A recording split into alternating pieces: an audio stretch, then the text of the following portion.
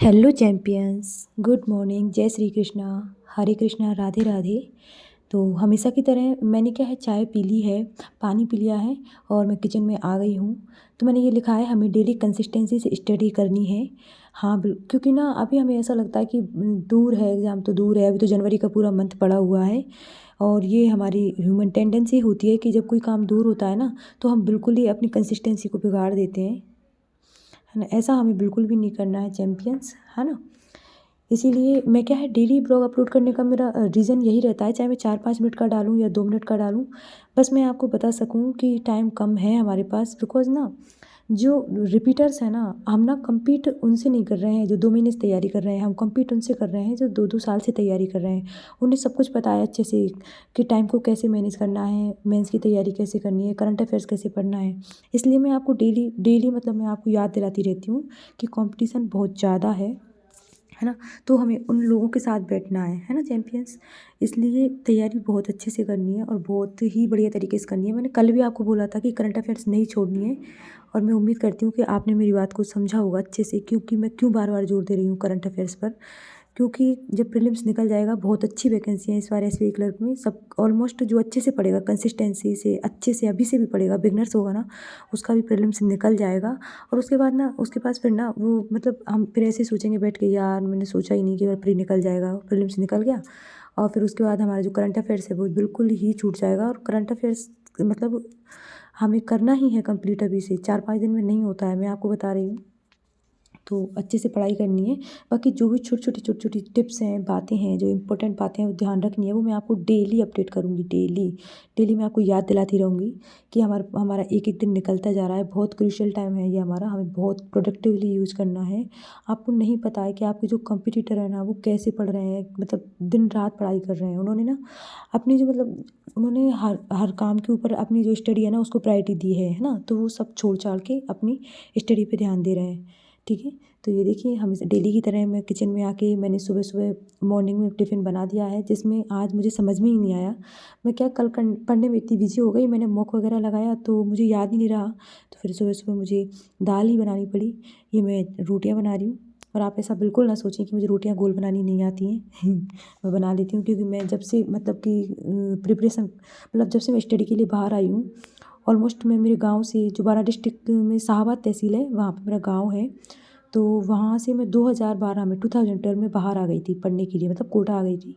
तो तब से आपको पता है स्टूडेंट लाइफ कैसी होती है, खुद का खाना खाना मतलब बनाना, खाना पीना, मतलब सब कुछ हमें खुद से ही करना पड़ता है।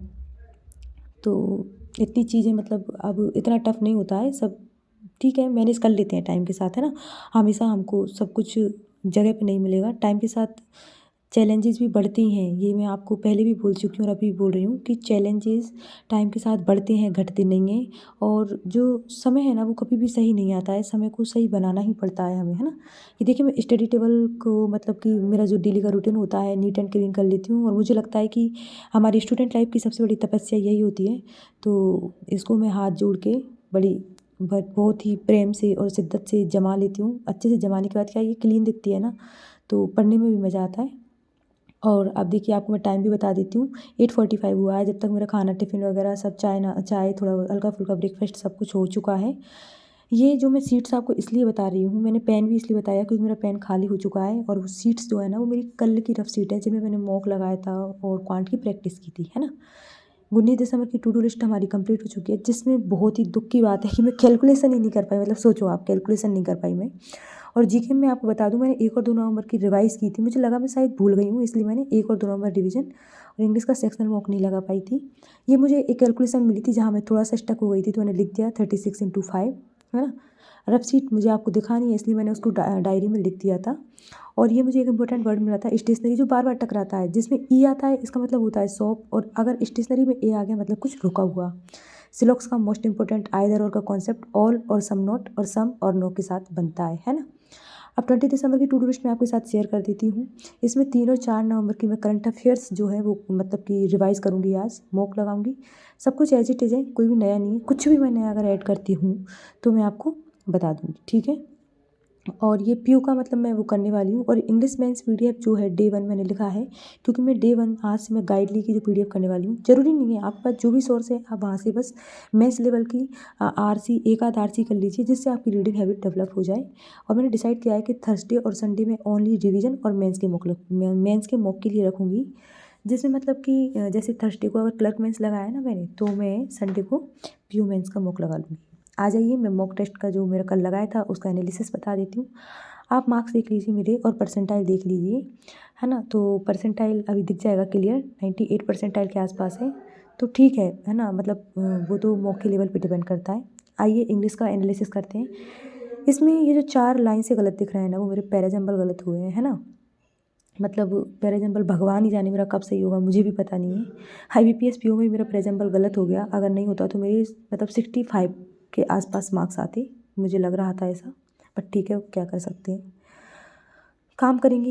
ये क्वांट है तो देखिए एक्यूरेसी इतनी रखी नहीं। क्वांट पे मैंने जिस क्वेश्चन को टच किया ना वो मेरा सही गया, और जो मुझे नहीं आता था उसको मैंने छोड़ दिया, उस पर टाइम वेस्ट भी नहीं किया।